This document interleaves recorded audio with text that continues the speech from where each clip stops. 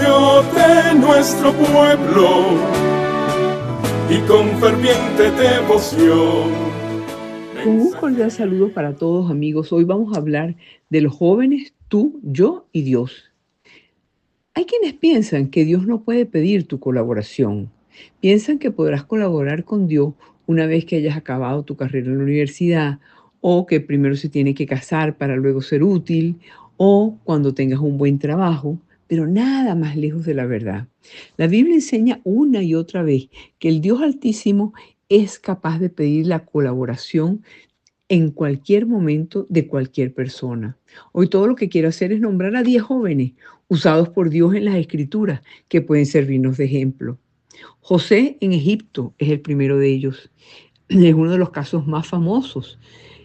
José era hijo de Jacob, y después de que fue rechazado y vendido por sus hermanos cuando tenía apenas 17 años, lo llevaron como esclavo hasta Egipto. José, por ser fiel a Dios, acabó cuidando la casa de uno de los hombres más poderosos en Egipto, que se llamaba Potifar. José siempre se comportó de una forma magistral y correcta, aun cuando la preciosa esposa de Potifar quiso seducirlo. Pero José se mantuvo recto en todo momento, no cayó en las múltiples tentaciones que tuvo, y el Señor lo premió colocándolo a la derecha del faraón, con el fin de preservar al pueblo de Israel y a los hermanos suyos que lo habían vendido años antes. José supo perdonar. José fue un gran trabajador y responsable, y gracias a eso Dios fue glorificado en la vida de José. Otro ejemplo es el niño Samuel. Alguien aún más joven que José era Samuel, el cual fue dedicado a la obra del templo por su piadosa madre Ana. Como niño, Samuel oyó una vez la voz de Dios que le dijo: Samuel, Samuel, y recibió una palabra profética denunciando a Elí y a su familia por sus múltiples pecados. Samuel llegó a ser el profeta más respetado en su tiempo, y ese era el tiempo de transición entre los jueces y la monarquía. Pero todo empezó cuando él era apenas un niño, supuestamente insignificante. En tercer lugar tenemos al pastorcito David. Hoy día tendemos a pensar en David como el rey más importante de toda la historia de Israel. David era fuerte, era valiente, era un hombre conforme al corazón de Dios. Sin embargo, David empezó su vida en el anonimato, pastoreando las ovejas de su padre mientras sus hermanos mayores iban a pelear contra los filisteos.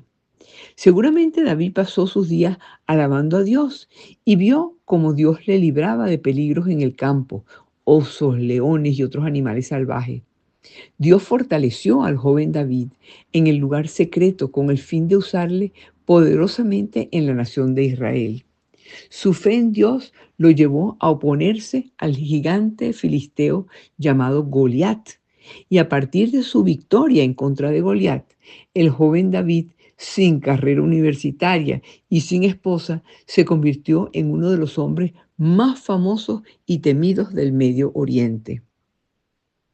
En cuarto lugar tenemos la criada de la mujer de Naamán.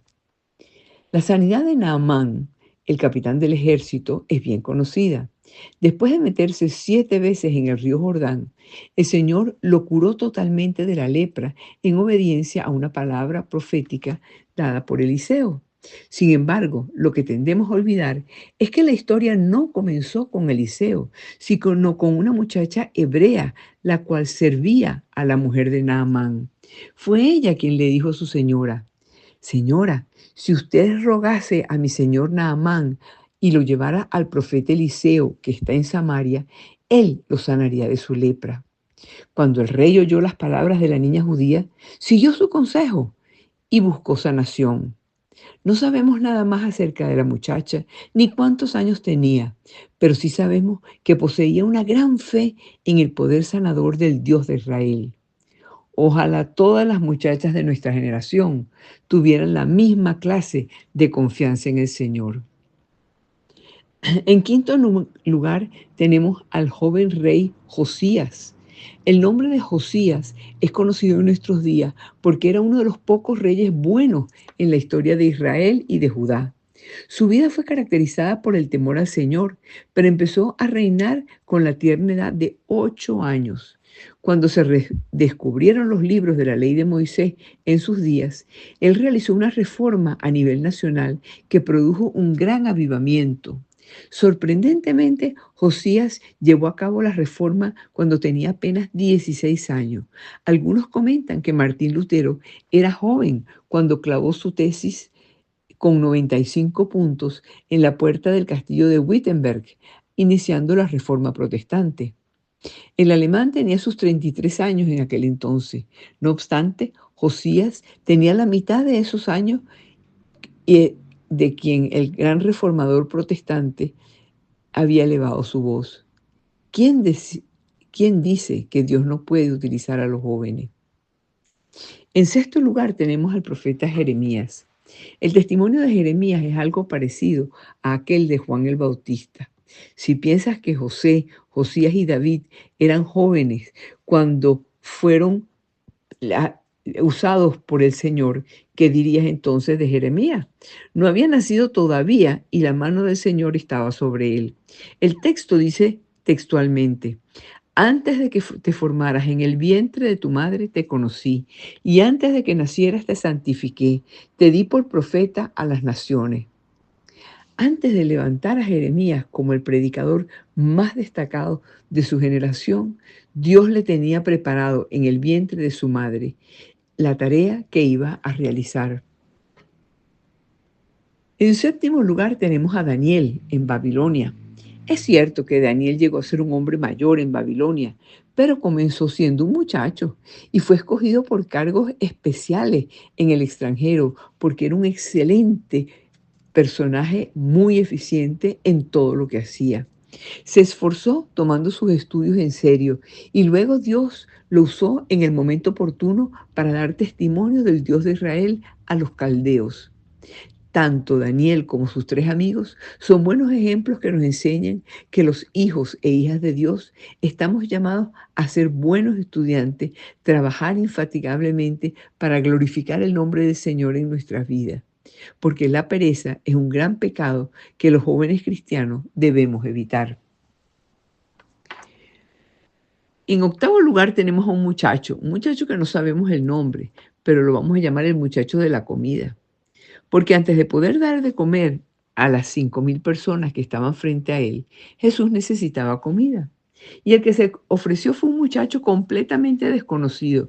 ¿Cómo se llamó? No lo sabemos. ¿Cuántos años tenía? Tampoco lo sabemos. ¿De dónde era? Tampoco lo sabemos. Pero sí sabemos que estuvo dispuesto a dar todo lo que tenía al Salvador. En el texto del Evangelio dice: aquí está un muchacho que tiene 5 panes de cebada y 2 peces. Los mismos discípulos menospreciaron su ofrenda preguntando: ¿qué es esto para tanta gente? Sin embargo, la buena noticia es que Cristo no se burló del muchacho, sino que tomó su ofrenda y lo usó para dar de comer a miles de hambrientos. Amigos, aunque no tengamos mucho, si ponemos lo que poseemos en las manos de Cristo, Él podrá hacer una maravilla con aquello. De nuevo, no hace falta ser famoso ni alguien importante para que Dios pida algo de cada uno de nosotros. En el 9º punto está el apóstol Juan. Los eruditos bíblicos están convencidos de que el más joven del grupo apostólico era Juan y tienden a pensar que tenía alrededor de 17 años cuando empezó a seguir a Cristo. Qué alegría considerar que Cristo tenía tiempo para los jóvenes. Cualquier otro seguramente habría optado por escoger a los mejores hombres según la apariencia humana, pero Jesús quiso usar la vida de Juan de una manera muy especial. De mayor, Juan se convirtió en un gran predicador y pastor de la Iglesia de Cristo y escribió 5 libros del Nuevo Testamento. Menos mal que Cristo no menosprecia a los jóvenes. En 10º lugar tenemos a Timoteo, el pastor. El último nombre de nuestra lista es este joven pastor de la iglesia de Éfeso, que ella se llamaba Timoteo. Pensamos que tenía unos 25 años cuando empezó a pastorear. Aún así, Pablo le estableció como una columna del evangelio en una ciudad bien necesitada, animándole a seguir ejemplo en todo. En poco, su juventud, sino que sea ejemplo de los creyentes en palabra, conducta, amor, espíritu, fe y pureza. Eso le escribía a Timoteo en su primera carta. Timoteo era joven, pero Dios quería usarlo para edificar a la iglesia de Cristo. Es cierto que la mayoría de los jóvenes del mundo solamente quieren vivir para entregarse a sus pasiones, pero el Señor, en su soberana gracia, también decide levantar a jóvenes dedicados a la santidad y a las cosas de su reino. Jóvenes como José de Egipto, Samuel, Dan, la criada de Naamán, Josías, Jeremías, Daniel, el chico con la comida, Juan y Timoteo, jóvenes como tú, lograron hacer grandes cosas por Dios. Cuando escuchamos expresiones como tal persona se fue a tal país a servirle al Señor, a veces pensamos que son solamente los misioneros quienes le sirven a Dios, pero esto es solo una labor para unos privilegiados, porque por supuesto que un llamado de parte de Dios para servirle a tiempo completo solamente es para algunas personas. Pero veamos primero qué significa servir. Se trata de estar al servicio de alguien, sujeto a una persona por cualquier motivo, haciendo lo que él dispone. Todo verdadero creyente es un siervo de Dios, comprado con la sangre preciosa de Jesucristo en la cruz. Ya no nos pertenecemos a nosotros mismos, no somos los dueños de nuestra vida, sino que tenemos el mejor amo y Señor del mundo, que es Dios. Cuando el apóstol San Pablo tuvo un encuentro con Jesús en el camino a Damasco, una de las primeras cosas que le preguntó fue: Señor, ¿qué quieres que haga? Esto recuerda que todo discípulo de Jesús es su siervo. En el Nuevo Testamento tenemos algunos ejemplos, como por ejemplo el día de la suegra de Pedro, cuando el Señor la sanó de su fiebre. Ella empezó a servirle a él y a sus discípulos. Las mujeres estaban siempre cercanas a Jesús, iban por ciudades y aldeas predicando el Evangelio, los apóstoles y Jesús, y ellas le servían con sus bienes. El servicio a Dios fluye de un corazón agradecido, un corazón que esté agradecido a Dios por perdonarnos, por salvarnos. Queremos servir a Dios sirviendo a los demás. Para servir a los demás hace falta tener un corazón humilde y amoroso. Debemos considerar a los demás como superiores a nosotros mismos. No hagan nada por egoísmo o por vanagloria, decía San Pablo en su carta a los Filipenses, y les agregaba: hagan todo con una actitud humilde. Considere cada uno de ustedes al otro como más importante que sí mismo. No busquen cada uno sus propios intereses, sino el interés de los demás. Amigos, Dios llama a una vida de servicio, y un servicio no mira sus intereses en primer lugar, sino por las necesidades de los que los rodean. Por eso, no hay un lugar específico de servicio, porque toda nuestra vida tiene que ser un servicio a Dios. No tenemos un traje de siervo para ciertas horas del día o para ciertos días de la semana. El siervo de Cristo es siervo 24 horas del día, 7 días de la semana. A veces creemos que la iglesia es el lugar para el servicio cristiano, cuando tenemos un ministerio o una responsabilidad de servir a los demás. Esto es verdad en un sentido. En la iglesia debe haber un orden y no todos pueden predicar desde el púlpito. No todos pueden o deben ser maestros de jóvenes o niños, catequistas. Para que una iglesia funcione, todos los miembros están llamados a poner al servicio del Señor los dones que recibieron de parte de Él. Dios le da dones para que sirvamos a los demás, no para nuestro propio beneficio o disfrute, sino para la edificación de su pueblo. El apóstol Pedro lo deja muy claro en su primera carta, en el capítulo 4, y dice: según cada uno ha recibido un don especial, úselo, y úselo sirviéndose los unos a los otros como buenos administradores de la multiforme gracia de Dios. El que hable conforme a las palabras de Dios. El que sirva, que lo haga por fortaleza que Dios le da, para que en todo Dios sea glorificado mediante Jesucristo, a quien pertenece la gloria y el dominio por los siglos de los siglos. Amén. Repito, esto está en la primera carta de San Pedro, en el capítulo 4. Por lo tanto, todos tenemos uno o varios dones que hemos recibido de Dios. No pongamos excusa. Ay, yo no sé hacer nada. No, siempre tienes algo que ofrecer sirviendo a la iglesia. Y si no estás seguro, pregúntale al sacerdote o a alguien que te conozca bien. Los dones que recibiste no son para lucirte y que otros digan, ay, qué bien sirve, qué bien hace su trabajo. No, los dones que recibiste son para ministrar a los demás, para edificar la iglesia de Dios. Queremos servir a otras personas como buenos administradores con un espíritu humilde. No te alabes por lo que haces.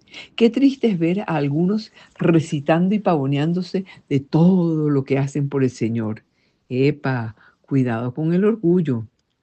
Los dones que Dios da son regalos de su gracia. Nosotros no lo merecemos. Si tienes ciertos dones, no pienses que se debe a que eres muy inteligente o que sabes administrar muy bien. No, el poder para servir viene de Dios. Por nuestras propias fuerzas sería imposible. Y se trata del poder de Dios obrando y capacitándonos para servir. Todo lo que hagamos para servir a Dios y a los demás es para gloria de Dios como fin último, no para tu propia gloria o para que te den aplausos. Al mismo tiempo, necesitamos entender que servir es un estilo de vida. Nosotros no podemos pasar la vida sencillamente viendo y viviendo para cada uno de nosotros. Nosotros no solamente servimos en la iglesia, nosotros servimos en todas las esferas de nuestra vida. Por eso, nuestro espíritu de servicio debe estar siempre presente. Cuando estás cambiando el pañal de un bebé, estás sirviendo. Cuando estás cuidando y ayudando a un anciano, estás sirviendo. Cuando cuidas a los niños para hacerle un favor a alguien, estás sirviendo. Cuando estás en tu trabajo y tienes que hacer tareas desagradables, estás sirviendo a Dios. Debemos remangar nuestras mangas y hacer el trabajo sucio o el trabajo que nadie quiere hacer. Eso es servir a Dios también. Tenemos que estar dispuestos a servir a los que no pueden recompensarnos. El Dios Santo, creador del universo, el Rey de Reyes, se hizo siervo por amor a nosotros para salvarnos. A la hora de hacer una tarea desagradable, piensa que lo haces por Dios. Cuando piensas en eso, tu actitud cambia por completo. San Pablo decía, todo lo que hagan, háganlo de corazón, como para el Señor y no para los hombres. Servir trae una satisfacción personal de saber que estamos haciendo lo que el Señor quiere y Él ve cada vaso de agua fría que ofreces a un niño en su nombre. Quiero dar el mejor ejemplo, que es el ejemplo de nuestro Señor Jesús. El Hijo del Hombre no vino para ser servido, sino para servir y dar su vida en rescate por muchos. Recuerda cuando Jesús lavó los pies a sus discípulos. Allí tenemos un buen ejemplo de servicio y humildad para que siguiéramos su ejemplo. Jesús se despojó de sí mismo, tomando la forma de siervo, hecho semejante a los hombres. Se humilló a sí mismo y dejó que lo clavaran en la cruz. El Dios Santo, creador del universo, el Rey de Reyes, se hizo siervo por amor a nosotros para salvarnos. Por lo tanto, si nuestro Señor se hizo siervo por nosotros, ¿acaso haremos algo de más si nosotros no hacemos siervos por Él? Cuando atravesamos un desierto, por ejemplo, una crisis del país, una crisis eclesial, familiar o personal, a veces pensamos que todo se trata de un ataque del enemigo o algo que no debería suceder y que no deberíamos aceptar. Sin embargo, el peregrinaje de Israel después de su liberación de Egipto recuerda que los desiertos no son solo cuestiones del destino, no son solamente temporadas de mala suerte o artimañas diabólicas. Ellos pueden ser lugares de transformación usados por Dios para nuestro bien. El propósito de Dios en el desierto es muy claro. El libro del Éxodo es uno de los libros más importantes de todas las Sagradas Escrituras. Ahí vemos cómo el pueblo de Israel había sido liberado de Egipto con la esperanza de la tierra prometida, ese lugar donde vivirían en abundancia y paz. Pero luego de cruzar milagrosamente el Mar Rojo y presenciar la destrucción del ejército egipcio, lo que Israel vio en el horizonte no fue la tierra prometida, fue un desierto. Aquella nación que marchaba con esperanza, ahora caminaba con hambre, con fatiga, con frustración, porque no veía señal de la tierra que fluía leche y miel que Dios les había prometido. Entonces pensaban, ¿se habrá equivocado Dios? ¿Acaso su plan era sacarlos de Egipto para luego matarlos en el desierto? No, el desierto no fue un accidente ni un descuido de Dios para con Israel. Cuando Moisés recordó el éxodo mientras instruía a las nuevas generaciones, les dijo, y te acordarás de todo el camino por donde el Señor tu Dios te ha traído, por el desierto durante esos 40 años, para humillarte, probándote a fin de saber lo que había en tu corazón. El desierto y la ausencia de riquezas traerían a la luz lo que había en el corazón de Israel y cuál era su nivel de compromiso con Dios. Hay quien ha dicho, Dios había sacado a su pueblo de Egipto, pero ahora necesitaba sacar a Egipto de su pueblo. La mayor necesidad que tiene el hombre en esta vida y en medio de los desiertos es tener una relación íntima con Dios. Esto solo sería posible a través del desierto, un proceso largo y doloroso que va en contra de nuestra cultura y naturaleza por al menos dos razones. Primero, porque nadie quiere sufrir. Todos buscamos la superación y tratamos de evitar el dolor. Y segundo, porque todos perseguimos la satisfacción inmediata. Por ejemplo, cuando oramos y le pedimos algo a Dios, no solamente deseamos obtener lo que estamos pidiendo, sino que lo queremos ahora, ya. El relato de la creación enseña que toda la vida en el desierto no es el plan de Dios para la humanidad. Él creó a Adán y a Eva, los puso en el jardín del Edén, un lugar maravilloso donde no encontramos referencia a un desierto o a un lugar de sequía. Sin embargo, cuando Adán pecó, el pecado entró en el mundo. El pecado de Adán y Eva introdujo la muerte, de modo que la muerte se extendió a todos, porque todos pecaron. Ahora Dios, como Padre amoroso, busca que volvamos nuestros corazones hacia Él. Y eso fue lo que justamente hizo con Israel en el desierto. Escudriñar su corazón y disciplinarlo como un padre a su hijo. Así que Dios llevó a Israel al desierto de una manera intencional por un tiempo. Todo era parte de su plan. Él te humilló en el desierto y te dejó tener hambre. Te alimentó con el maná que tú no conocías para hacerte entender que el hombre no solamente vive de pan, sino que vive de todo lo que procede de la palabra del Señor. El desierto es un lugar de transformación. No importa si tu desierto se llame desempleo, silencio, enfermedad o muerte. Al salir de allí, tú serás una persona mejor o peor.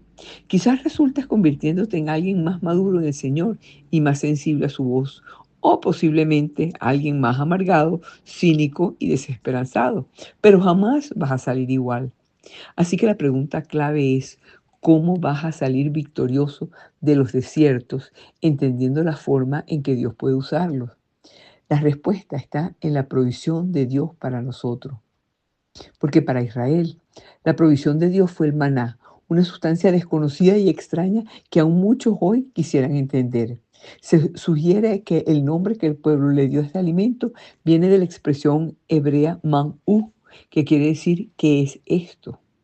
Israel buscaba alimento físico, pero Dios quería una relación con ellos. Por eso la provisión del maná era diario, no semanal ni mensual. El Señor quería enseñarle a su pueblo y a nosotros hoy que más allá del alimento físico, la mayor necesidad que tiene el ser humano en esta vida y en medio de los desiertos es una relación íntima con Él y una dependencia de Él. El desierto, amigos, es una buena oportunidad para profundizar en nuestra relación y en nuestra comunión con Cristo. Es en el desierto donde toda fuente de seguridad y estabilidad desaparece y se hace evidente que necesitamos al Señor. Debemos conocer que Él es nuestro Dios. Por eso es importante recordar que el pueblo que murió en el desierto no murió debido al hambre ni por la falta de la prueba, sino porque no creyeron en la palabra de Dios. Ahora, cuando leemos el relato del Éxodo, particularmente en la provisión del maná, vemos que Moisés le declaró al pueblo, por la mañana verán la gloria del Señor. Al ver el maná, ellos verían la gloria de Dios. De manera que el maná apuntaba a Dios y como el mismo Jesús reveló más adelante, apuntaba a él mismo. Yo soy el pan de vida. El que viene a mí nunca volverá a tener hambre y el que cree en mí nunca más tendrá sed. Cuando caminas por el desierto y te sientes al borde del colapso o la muerte, vas a ser tentado a demandar señales de Dios para comprobar que sí existe. Y si no te has olvidado, serás tentado a murmurar contra Él y olvidar las maravillas que ha hecho en el pasado. Pero Dios llama a remover de nuestras vidas la murmuración y el deseo de ver más señales milagrosas para que podamos enfocar la mirada en la persona a quien apunta el maná, que es Jesucristo. Es posible que en tu mente sepas que Jesús es el pan de vida, pero en la vida cristiana saber las cosas correctas acerca de Dios no es suficiente. La vida cristiana se trata más bien de conocerlo de manera personal y real. El desierto es una buena oportunidad para profundizar en nuestra relación y comunión con Dios, pues Él es la verdadera y más grande provisión de Dios para con sus hijos en medio del desierto. Por eso, cuando estés en tu desierto, solamente mira a Jesús y confía en Él. Amigos, vamos a hacer un corte y ya vamos a regresar de nuevo para continuar profundizando este tema, pero puesto en la actualidad. Ya no en el Antiguo Testamento, ya no en la teoría, sino en la actualidad. ¿Cómo podemos hacer? Ya regresamos. Oh corazón, encuentra valor. Recuerda los días de sus maravillas y presta atención. Él es Emmanuel, siempre ha estado aquí. No olvides su pacto, descansa en su abrazo y vuelve a decir: Dios, tú eres fiel, fiel hasta el final. Tú nunca fallarás. En la tempestad sé que sigues siendo fiel.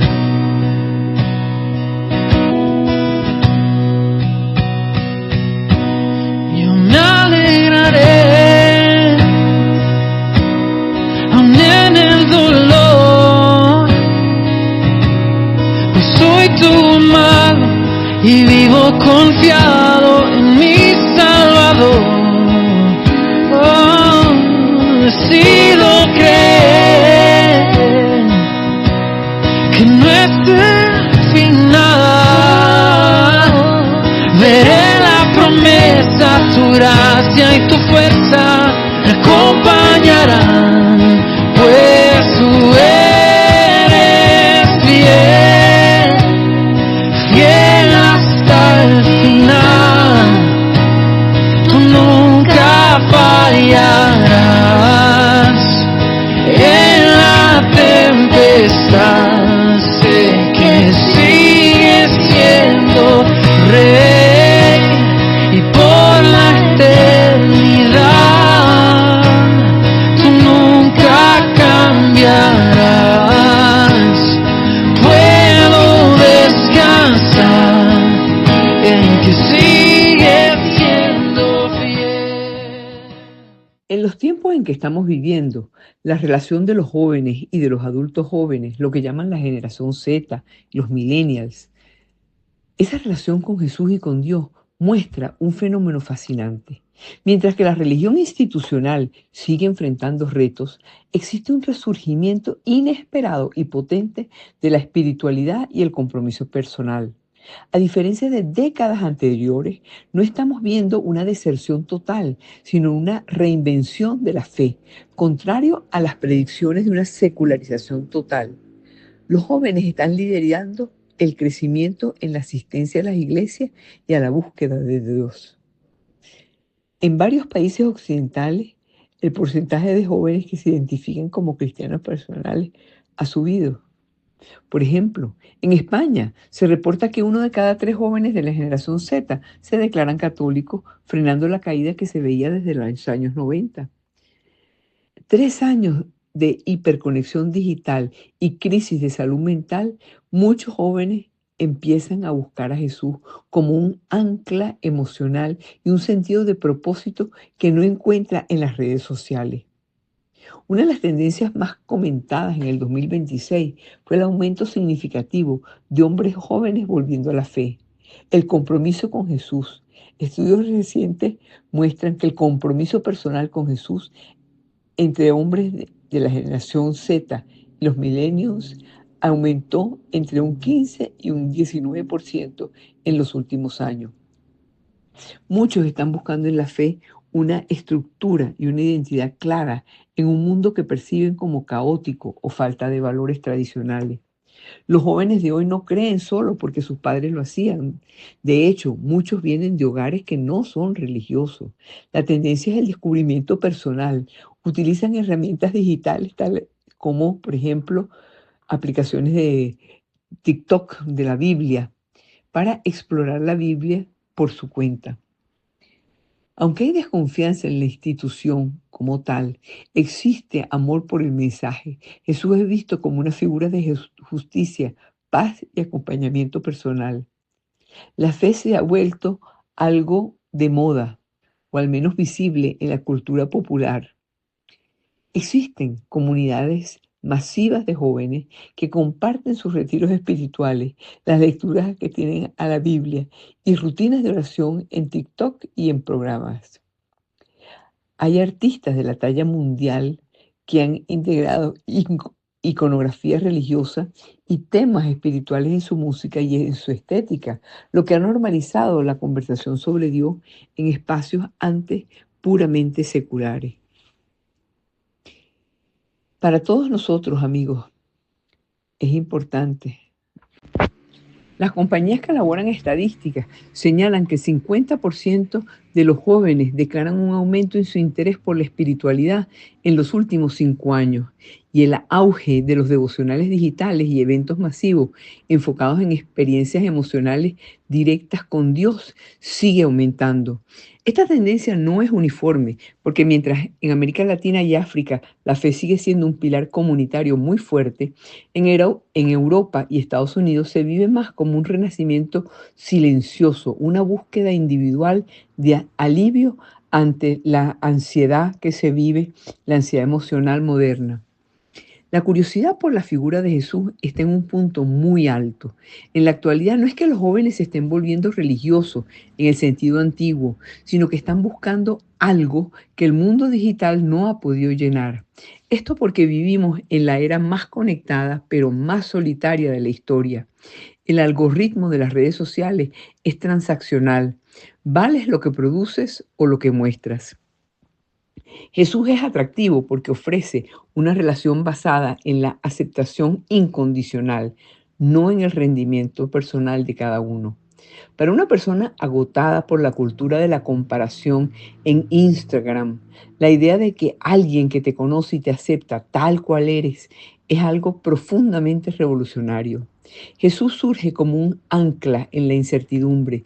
El mundo actual, con la crisis climática, la inteligencia artificial, la inestabilidad económica, genera un nivel de ansiedad constante y hay una búsqueda de autenticidad. Existe un rechazo hacia lo falso. Al investigar a Jesús encuentran un personaje histórico que fue radicalmente coherente, que no tenía poses y que ofrecía una paz que no depende de las circunstancias externas. Es una forma de resistencia espiritual frente al caos. Para muchos jóvenes y adultos también, ser cristiano hoy es la nueva forma de ser rebelde. En una sociedad hipersexualizada, materialista, polarizada, seguir los principios de Jesús de humildad, perdón, servicio, castidad, moderación, se percibe como un acto de rebeldía contra lo que el sistema espera de ellos.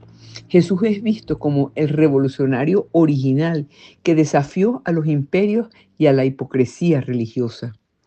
A diferencia de generaciones anteriores que separaban la fe de la psicología, los jóvenes de hoy ven a Jesús como una figura que valida sus luchas mentales.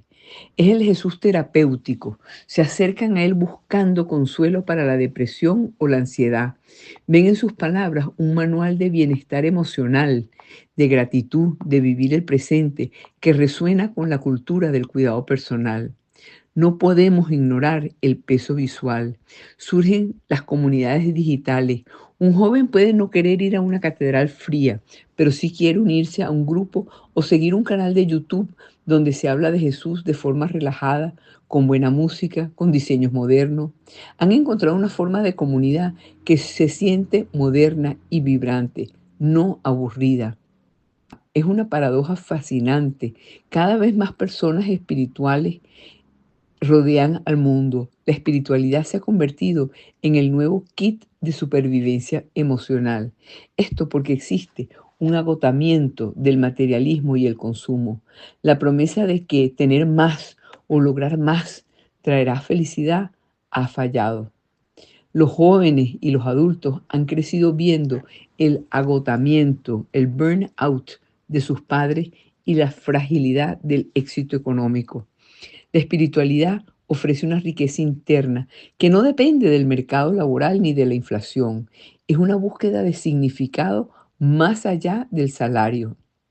La soberanía personal sobre la fe implica que, a diferencia de la religión organizada que te da un paquete de reglas cerrados, la espiritualidad actual es hazlo tú mismo y mezcla una serie de elementos. Pueden leer la Biblia, cantar alabanzas a Dios con su música moderna, alejados de muchas reglas y normas, con una libertad de elegir lo que vibra con ellos. Esto es mucho más atractivo que la obediencia ciega a una institución. La línea entre la psicología y la espiritualidad es casi invisible.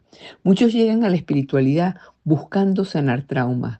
Conceptos como la paz interior, la manifestación o el propósito de vida son vistos como herramientas terapéuticas. La espiritualidad se percibe como el cuidado personal del alma.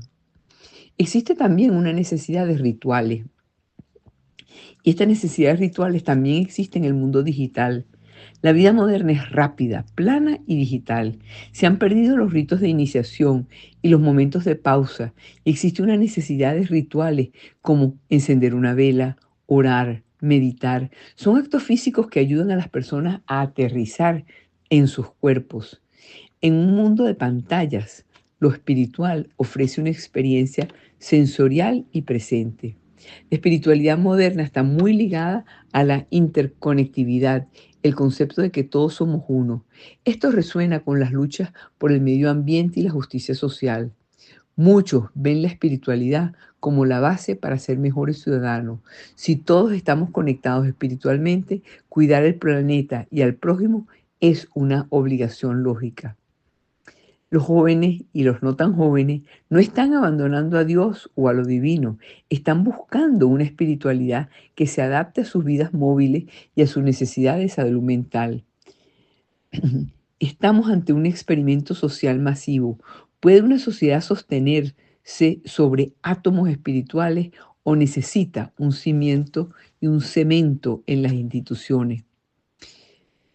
Amigos, lo que se pierde es el costo de la espiritualidad individual, porque cuando la estructura comunitaria firme desaparece, se pierden tres elementos que históricamente han sido el pegamento de la civilización. Y esto es muy importante.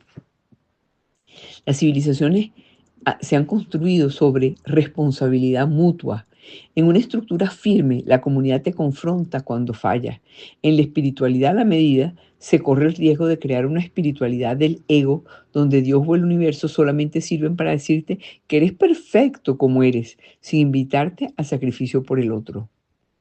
En segundo lugar, la resiliencia en las crisis. Las instituciones tienen memoria y recursos. Cuando alguien enfermo o cae en desgracia, la estructura comunitaria, como puede ser, llámese parroquia, grupo de fe, suele activarse de forma organizada.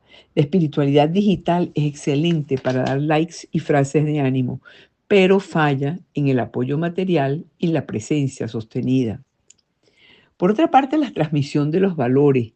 Las estructuras firmes aseguran que los valores pasen de generación en generación. En cambio, la espiritualidad individual es muy volátil. Es difícil predecir qué creerán los hijos de los jóvenes actuales, lo que puede generar una desconexión intergeneracional profunda. Ahora, existe el peligro de que la espiritualidad se convierta en un producto de consumo más.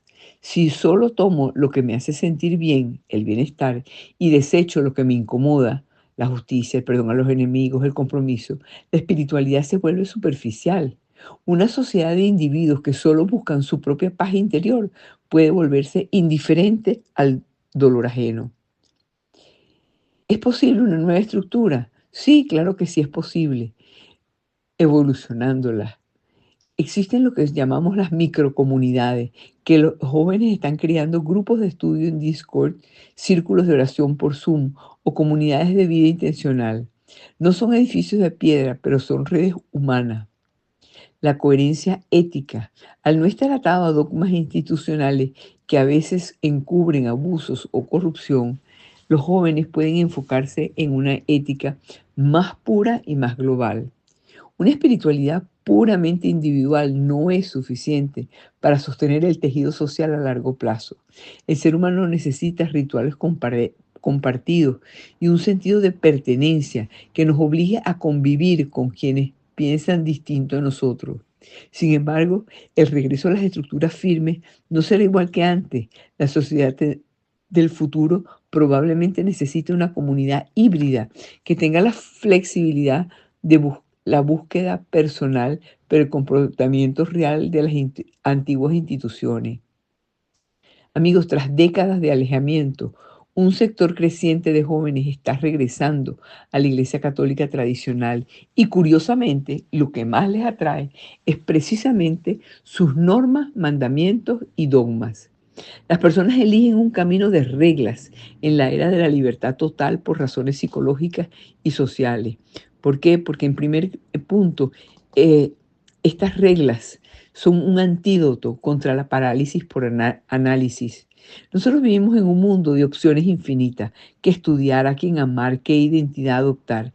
Esta libertad absoluta ha generado niveles récords de ansiedad y de fatiga de decisión. Los mandamientos y las doctrinas ofrecen un marco de referencia.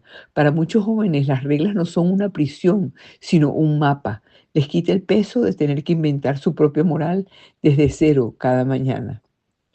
La rebelión contra el relativismo y la búsqueda de la verdad se presenta también en la era de los fake news y la posverdad, donde todo depende del cristal con lo que se mire. Las personas están hambrientas de tener y poder vivir algo sólido e inmutable.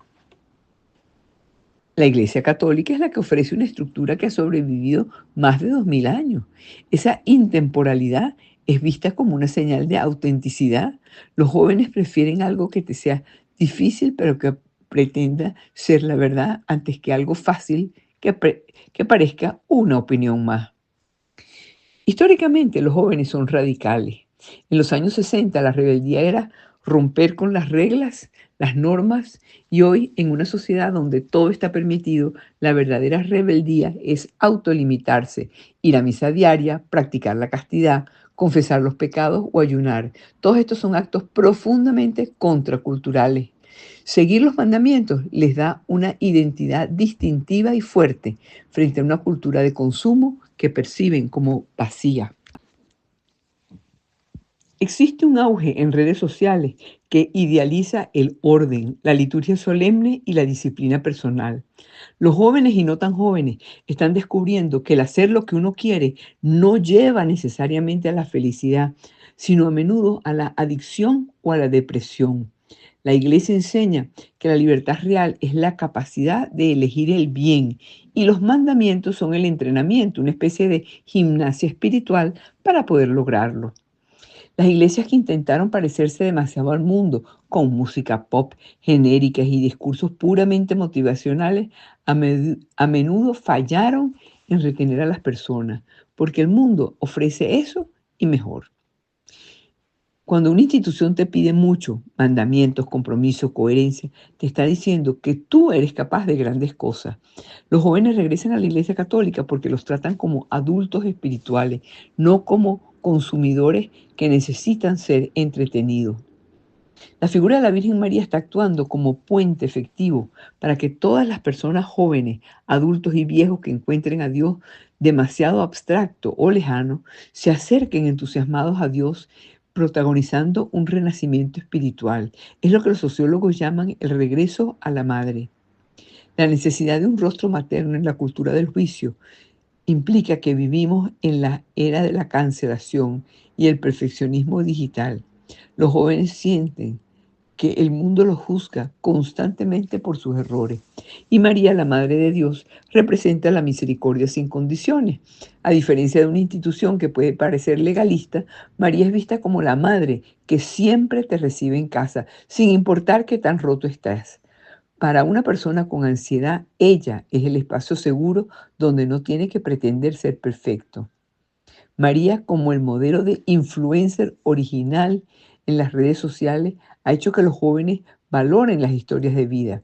La figura de María está siendo redescubierta, no como un instituto, no como una estatua de yeso, sino como una mujer joven y valiente. El fiat de María se ve como un acto de rebeldía, se presenta como una adolescente que tomó una decisión radical que cambió la historia. Para la generación Z, ella es la que cambia el juego de la historia. Su sí es visto como el máximo acto del empoderamiento espiritual, alguien que no sigue la corriente del mundo, sino un propósito superior. Curiosamente, una de las prácticas más antiguas, que es el rosario, se ha vuelto viral en un mundo de notificaciones constantes y ruido mental. El rosario ofrece una estructura rítmica y repetitiva que funciona como una herramienta de regulación emocional. Las personas la usan como una forma de detener el tiempo. El objeto físico del rosario se ha convertido en un símbolo de identidad. Ver a jóvenes y no tan jóvenes con rosarios en la mano, no como una joya, sino como una herramienta de oración, en cafeterías, en universidades, en plena calle, es cada vez más común en nuestros días. Muchos jóvenes buscan una espiritualidad que equilibre lo masculino y lo femenino frente a Dios, que a veces es estrictamente patriarcal o severo. María aporta la ternura, la intuición y el cuidado. Ella humaniza la divinidad. A través de ella muchos jóvenes sienten que pueden tocar a Dios de una manera distinta, dura y accesible. El impacto de las apariciones y los santuarios, como por ejemplo Medjugorje, Fátima, Guadalupe, Coromoto, indica que los jóvenes de hoy viajan más que nunca buscando experiencias, y los santuarios marianos se han convertido en destinos de peregrinación masiva. No es lo mismo leer un libro que estar en un lugar donde miles de jóvenes cantan a la luz de las velas, y estos lugares ofrecen una espiritualidad colectiva que es muy difícil de replicar en el mundo digital. Los jóvenes están llegando a Jesús a través de María porque ella es la puerta lateral. A veces entrar por la puerta principal de la doctrina o la teología se siente intimidante, pero es algo que va cada día más en avance. Los jóvenes están llegando a Jesús a través de María porque ella es la puerta lateral. A veces entrar por la puerta principal de la doctrina o la teología se siente intimidante. Entrar de la mano de una madre se siente natural. Ella suaviza el camino hacia Dios. En la actualidad el rosario ha dejado de ser percibido como una oración de las abuelas para convertirse en una herramienta de conexión comunitaria, hipermoderna. Los jóvenes han tomado esta devoción y la han adaptado a la gramática visual de las redes sociales, creando lo que algunos llaman el renacimiento del rosario. Un influencer o un grupo de personas inicia un directo a una hora fija, por ejemplo, el rosario de las 9 de la noche. Ese no es un video producido, es una transmisión orgánica donde el anfitrión reza mientras lee las intenciones de los usuarios que escriben en el chat. La gente ve subir los corazones en pantalla y lee los nombres de personas de todo el mundo pidiendo por sus exámenes, por la salud de sus padres, por su ansiedad. Se crea una cadena de oración invisible que los hace sentir que no están solos en su fe. La belleza en el lenguaje de la generación Z han entendido que para atraer el mensaje debe ser visualmente armónico. Grupos como Acuna o comunidades en Pinterest comparten fotos de rosarios de madera, cuerda o piedras naturales sobre mesas de café junto a portátiles o en medio de la naturaleza. Esto comunica que el rosario no pertenece solamente a la iglesia, sino a la vida cotidiana. Publicar una foto del rosario con el hashtag rutina diaria es una forma de decir, esta es mi identidad y busco a otros que compartan este estilo de vida. El formato de audio ha permitido que el rosario acompañe a los jóvenes en sus traslados o entrenamientos. Comunidades en Spotify crean y en otros medios crean listas de reproducción de rosarios meditados con música ambiental. Se crean retos como el reto de los 30 días del rosario, donde los jóvenes comparten en sus historias capturas de pantalla de lo que están escuchando, generando una sensación de que estamos todos juntos en esto. Por eso la devoción mariana se ha vuelto inmediata y reactiva. Existen grupos masivos donde ante una noticia de última hora o una necesidad urgente, alguien lanza un mensaje, un Ave María por esta intención. Y esto genera una comunidad de alerta espiritual. Los jóvenes se sienten que tienen un ejército de amigos en su bolsillo dispuestos a rezar por ellos en cualquier momento. Los jóvenes creadores están traduciendo los dogmas marianos a videos de 60 segundos y se han convertido en mini catequesis marianas. Usan tendencias de audio virales para explicar por qué María es virgen, por qué se llama Arca de la Alianza o el significado de sus diferentes advocaciones. Todo esto produce un impacto en las personas. En las ciudades como Madrid, Ciudad de México, Buenos Aires, han nacido cuentas de Instagram que convocan a rosarios callejeros. Usan las redes para citarse en una plaza pública a una determinada hora y lo que empieza como un post en Instagram termina con más de 500 jóvenes rezando el rosario de rodillas en la calle. Este es el gran reto moderno, convertir la emoción del grito en la solidez de una vida. El entusiasmo de salir a la calle y rezar el rosario en público es una mecha encendida, pero para que el fuego no se apague, cuando pase la moda o el algoritmo cambie, hay que pasar de la fe impacto a la fe cimiento. Hay que aterrizar en la vida. ¿Cómo lo hago? El entusiasmo emocional es frágil ante las crisis intelectuales. Si un joven sale a la calle a decir ¡Viva Jesús!, pero no sabe explicar por qué cree lo que cree, cualquier argumento ateo o crisis personal lo derrumbará. Entonces hay que aprovechar la curiosidad para enseñarles la doctrina, pero no de forma aburrida, sino usando formatos modernos para explicar temas complejos como la Eucaristía, el sufrimiento, la moral sexual. Enseñarles a leer la Biblia, no como un libro de frases motivacionales, sino como la palabra viva. El amor de Dios crece cuando se conoce su historia. El rosario en la calle es una excelente puerta lateral, pero la base firme del catolicismo son los sacramentos.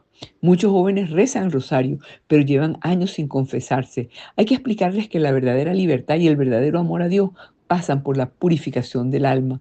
El impulso del rosario, amigos, debe llegar no solamente a las plazas, sino al altar. Y ahí mantenerse en adoración. Amigos, la clave para que el ruido de un día se convierta en la roca de toda la vida es acercar a las personas al Santísimo.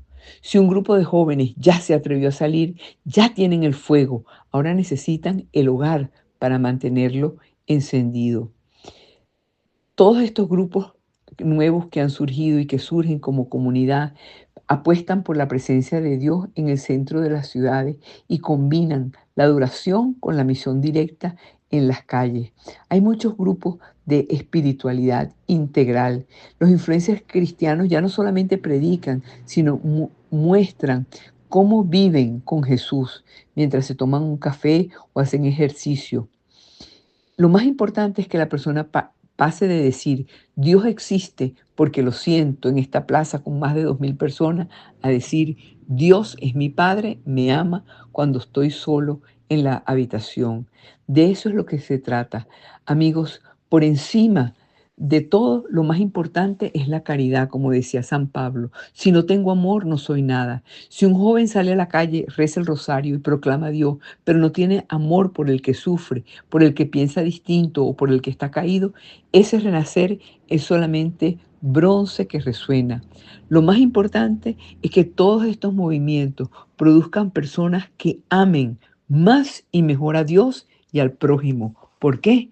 Porque con Dios siempre ganamos. Orgullo de nuestro pueblo y con ferviente devoción, mensajeros somos todos de tu innegable protección. Mensajeros somos todos de tu innegable protección. En el llano venezolano a una familia apareció, en la mano del cacique su presencia perpetuó. Coromoto quiso llamarse y a su hijo presentó, invitando al bautismo a quien busca salvación.